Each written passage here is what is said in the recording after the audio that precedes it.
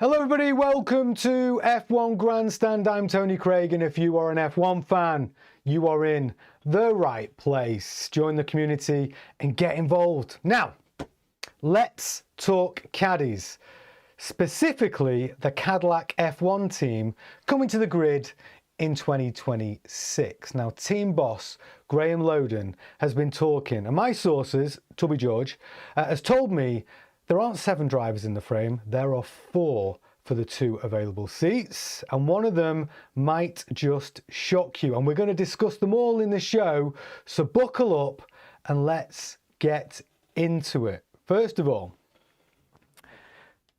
this is Graeme Lowdon, team boss, Cadillac. He was the team boss at Marussia F1 team all the way back in 2012 to 2015. They weren't very good. Back of the grid. Didn't win anything, just to let you know. He's an engineer by trade. He was the founder of a company called Nomad Digital in 2002 that basically put Wi-Fi on trains, amongst a load of other things, but he made a ton of money. He looks like a movie star. He's going to be like the George Clooney of the paddock, and he is General Motors guy to build and run the F1 Cadillac race team. Now, like I said before, there are 4 drivers in the mix, and we're going to talk about all of them. But Cadillac, being Cadillac, they want an American driver in a seat. But how many American F1 drivers can you name? They do have one though. He's a wild card, and I'm going to get to him in just a moment. But you can just see it, can't you? The guy runs Cadillac with his big Texan hat. I want an American driver driving that caddy. Okay, I won't do any more accents. That was terrible. But let's have a look at someone you will know who's in the frame. So first up, we're going to have a look at Mick Schumacher. Yeah, we all know his dad is Michael, the legend, the 7-time world champion. So he's won the most amount of world championships bar anyone other than Lewis Hamilton, who's tied with 7 world championships, and he was quite possibly the greatest F1 driver that ever lived. So big boots to fill. Now, he raced for Haas for 2 years in 2021 and 2022. Now, in 2021, he had 22 starts, he scored no points, and he finished 19th in the Drivers' Championships. Now, in 2022, he had 21 GP starts, he scored 12 points, and that was in 2 races. He finished 16th in the championship, and his best qualifying position was 6th, and his best race finish was also 6th. So he hasn't set the world alight in Formula One. But can you imagine if your dad's Michael Schumacher? Can you imagine the pressure you're under? And the thing is, he's still only 26 years old. It feels like he's been around the paddock for ages. So he is itching to get back in an F1 seat. He's got a lot to prove. He's got some experience, but he's no more than a rookie, really. In 2 seasons, no real results. But he was in a Haas at a time when Haas were not competitive. So that's one driver who is in the mix, and they are considering. Next one in the mix, you will know him very well. Check him out. It's Checo, Sergio Perez. He's 35 years old. Now, looking at his stats, he's had 281 starts, he's had 39 podiums, he's had 3 poles, he's had 6 wins, he's had 12 fastest laps, and he has finished a 2nd and a 3rd in the World Championship with Red Bull. Like, you can't argue with the fact that he's got experience, and he has got the skills. Like, a lot of people went off Sergio Perez, but I'll come to that in a minute. And in 2024, he finished 8th in the World Championship for Red Bull, and that was when he lost his seat.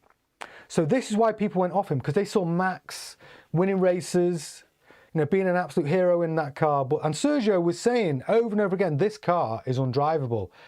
He finished 8th in the World Championship. Christian Horner then replaced him because the car is shit for everybody else other than Max, because Max got this very unique driving style where he likes the car set up with a really super aggressive, twitchy front end. So there's been a revival and a bit of a reprieve for Sergio. They realised that perhaps it wasn't his fault. He was maybe better than what everyone was saying when he was finished 8th in the championship and lost his seat in Formula One. So he is actually a really good option for Cadillac. He's super experienced. And, you know, we have to say, he was proven to be right about the Red Bull car. Now, onto my guy. We all know and love this guy. Valtteri Bottas. He's 35 years old. Obviously, Mercedes' third driver right now. Now, he's my guy, but look at him. He looks like he won his seat by winning a competition on the back of a cornflake packet. Or maybe like a reality TV show where he got the highest score on Outrun. It was an arcade game back in the 90s. But I love that about him. Like if you want to literally laugh your arse off, you need to check out Valtteri's Instagram. He is, bar none, the funniest guy in the paddock. But he's not just funny, he's quick. He's had 246 Grand Prix starts. He's had 19 fastest laps. He's had 10 Grand Prix wins, 67 podiums. That's 27% of his races he's been on the podium. He's had 20 pole positions, and he has had points finishes in 59% of his races. Those stats are great. And look at him. The dude's got a mullet. Fastest mullet in the world. You should get that on a t-shirt. In fact, I'm going to make those t-shirts. Fastest mullet in the world for my guy Bottas. So his stats are really good. He's the coolest guy in the paddock. I mean, the mullet alone should get him a drive for Cadillac. He's driven for Mercedes, Alfa Romeo, Sauber, and Williams. You know, he's got tons of experience working in different teams. He would bring not only his speed, his humour, but he's going to bring all of that knowledge and experience working with all those teams. I think he would be the ideal choice if they can get him. Now, as promised, I told you, I want an American driver in that caddy. But who? Who? Let me introduce you to Colton Herta. He's 25 years old. Okay, let me tell you about this kid. He's in his 7th season in IndyCar, and he's driving the Gamebridge Honda for Andretti Global. At just 25 years old, Colton Herta is a 2-time winner of the Rolex 24 Hours at Daytona. He's a 9-time IndyCar winner and the overall winner of the 2024 Sebring 12 Hours. Now, if you know those races, they are grueling. The 24 Hours, the 12 Hours, they are grueling races. And he's won them all. He became the youngest driver ever to win an IndyCar race with his first IndyCar victory in his rookie season in 2019 with Harding Steinbrenner Racing by winning at 18 years old in 359 days. He also holds a record as the youngest pole winner in IndyCar with his first pole award at Road America at the age of 19 years and 83 days. Herta closed the season with back-to-back victories in his home state of California with wins at Laguna Seca and the Grand Prix of Long Beach, where he passed 13 cars for the victory. Like, this kid knows how to win, he knows how to overtake, and he's looking like an amazing prospect for that American seat in that caddy. Now, he's the youngest driver in American history to have won major events at 2 of America's most iconic tracks, Indianapolis Motor Speedway and Daytona International Speedway, and is one of the most successful American racers of his time. So, what is the catch? What is the hurdle with him? Well, to drive an F1, you need something called the super license. Yeah, they've got the tip-top, top of the tree, jewel in the crown, super license. If you ain't got one of those, kid, you ain't getting in. And he hasn't got one of those. You need to accrue 40 points within 3 years to gain your super license. These are super license points. He currently sits with 31 super license points. He needs 9 more. Now, he could be the solution to the American driver. It's tricky but possible because you get super license points by how high you finish in the series that you're in, or by taking part in free practice. Free practice? Who am I, Sean Connery? In free practice. In the minute, okay, if he finishes 5th in the IndyCar Championship, he'll get, if he finishes 4th in the IndyCar Championship, he'll get 10 points, which will take him over the 40 points, which will mean he will get that seat. He's nailed on, he's in. If he finishes 5th, he'll get 8 points, which means he'll be 1 point clear. He'll need 1 point to get his 40 points, right? Stay with me. He's currently in the championship. He's currently 8th, unfortunately, with 278 points. And his teammate, Cal Kirkwood, is 3rd on 363 points. So how is he going to get the 9 points he needs? Well, those are the options. He's either got to win he's got to either win, he's got to win at least 2 of the last 5 races to get the driver championship. And let's say he finishes 4th, he gets his 10 points, he gets his license, he's going to get the drive.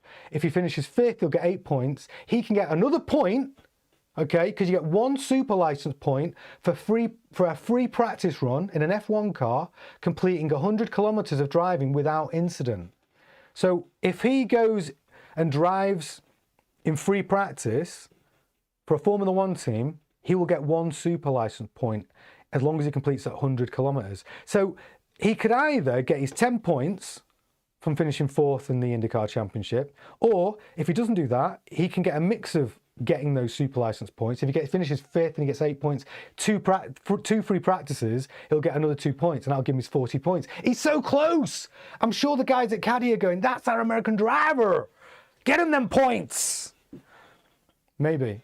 I don't know, but that's the American driver they want. So the worst case scenario is, okay, he doesn't get to 40 points this season, but I guarantee Cadillac will have him doing all their free practices next season they'll do whatever it takes to get him those 40 points, because that's the American driver that they want. But let's say he doesn't make his 40 points. Which drivers do you think should deserve or will get that Cadillac drive? So we've got Mick Schumacher without a really good record, to be honest. He's only done 40-odd Grand Prix. His dad's Michael Schumacher. The weight of that must be huge. However, the motivation of that for the right type of character could be he wants to prove everybody wrong. It might be the making of him. He's only 26 years old. And then obviously you go with the safe pair of hands, the experienced driver with Sergio Perez, who is a brilliant driver. There's no doubt about it. Checo can drive. He's also got the experience to help build the car, to set up the car. He definitely knows what doesn't work because of his last couple of seasons at Red Bull. He knows that bag of shite. So he can help. And you've got to remember as well, Cadillac have got a decent power plant next season. They're running with a Ferrari power plant. So they could be competitive, you know, with the right driver. Remember what Braun did? They came from nowhere, win a world championship within 2 seasons. You know, Cadillac, you know, they've got a lot of money, you know. And one thing I know about the Americans is they like to win. So Sergio Perez could be instrumental in helping build that team from day one. And that's the same for let's bring him back. That's the same for my guy, for Valtteri. Look at him. Just for his Instagram alone, he should get the drive. If he can get him away from Mercedes, because he is under contract. He is Mercedes' 3rd driver, right? And I know Alpine are interested in him too. And I think if Christian Horner does succeed in his takeover of Alpine or getting an equity stake and becoming team principal there, I have a feeling he'll quite like to get Bottas, because one thing I do know is Colapinto he's out. Gasly's going to stay, but Pinto is going to be gone. So actually Bottas will be in demand. The only thing is, there's no way Toto Wolff is going to help out Christian Horner. So Bottas it'd be my choice. Would it be your choice? I don't want to know what you think in the comments, but he'd definitely be my choice. Oh, look at him. But you know what I mean though? Maybe, you know when they say, okay, won a competition, you know when they said, all right kids, send in, I want you all to draw a car and send it in. The best car wins a seat in Formula 1. And he's gone, look, Mum, look at my drawing. Sent it in and boom, there he is, driving a Formula 1 car. Really freaking quickly though. Sorry, Valtteri, you are still my absolute favourite. So yeah, so if it was me, I'd give it Valtteri. And then if I couldn't give Colton a rookie season because he hasn't got the 40 points, Mick or Sergio, gosh.